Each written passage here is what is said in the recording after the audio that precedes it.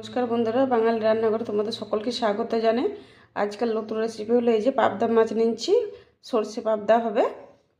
তার জন্য এবার আমি বেছে নেব পাবদা মাছগুলো। এই যে বন্ধুরা, পাবদা মাছগুলো আমার বাছানো হয়ে গেছে। এবার আমি নিয়ে নেব মশলা। তার জন্য নিয়ে নিচ্ছি হাফটা চামচ সাদা সরষে, এবার নিয়ে নিচ্ছি একটা চামচ কালো সরষে, অল্প লবণ দিয়ে দেবো যাতে তিতো লাগবে না, সেই জন্য নিয়ে নিচ্ছি এক চামচ পোস্ত নিয়ে নিচ্ছি, কাঁচা লঙ্কা নিয়ে নিচ্ছি চারটে, পেকে গেছিলো সেই লঙ্কা বেটে নেব। এই যে বন্ধুরা, এবার আমি বেটে নেব শিলনোড়াতে। এই যে বন্ধুরা, আমার বাটানো হয়ে গেছে, এবার আমি তুলে নেব।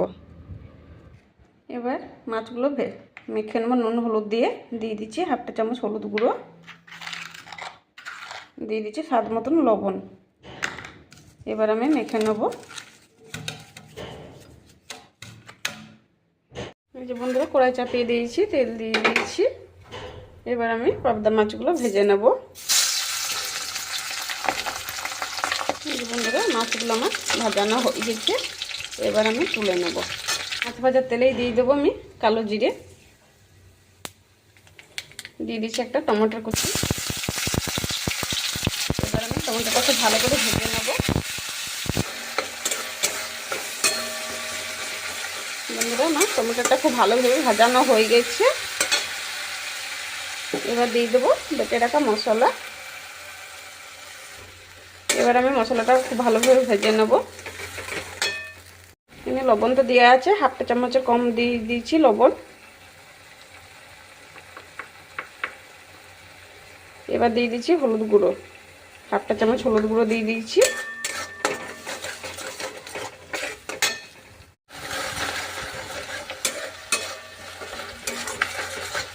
বন্ধুরা, মশলাটা ভাজানো হয়ে গেছে, এবার দিয়ে দেবো এক বাটি জল।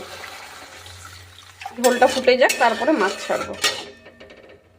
ঝোলটা আমার ফুটে এসেছে, এবার আমি দিয়ে দেবো ভেজে রাখা মাছ দিয়ে দেবো।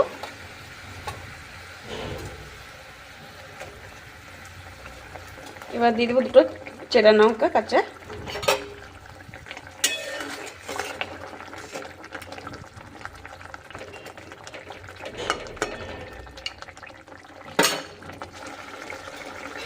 বন্ধুরা, আমাদের সরষে পাবদা হয়ে গেছে, এবার আমি নামিয়ে নেব। বন্ধুরা, আমাদের পাবদা সরষে হয়ে গেছে। বন্ধুরা, তোমাদের ভিডিওটা কেমন লাগলো তাহলে কমেন্ট করে জানিও, যে ভিডিও একটা লাইক আর শেয়ার করে দিও। বন্ধুরা, এখানে ভিডিও শেষ করছি। ভালো থাকো, সুস্থ থাকো তোমরা। পরের ভিডিওতে দেখা হবে।